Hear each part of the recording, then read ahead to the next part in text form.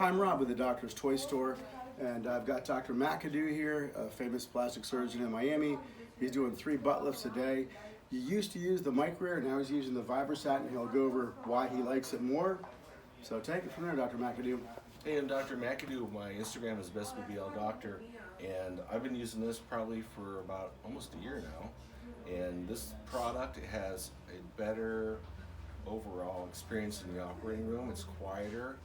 The anesthesiologist always mentioned that how much they can hear the music better and can talk and communicate better in the operating room.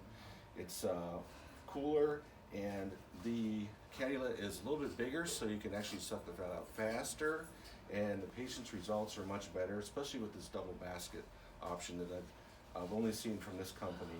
This particular 5mm double basket has decreased my surgery time about 15 to 20 minutes shorter than before, so it's definitely worth investing in this machine. I used to have Microaire.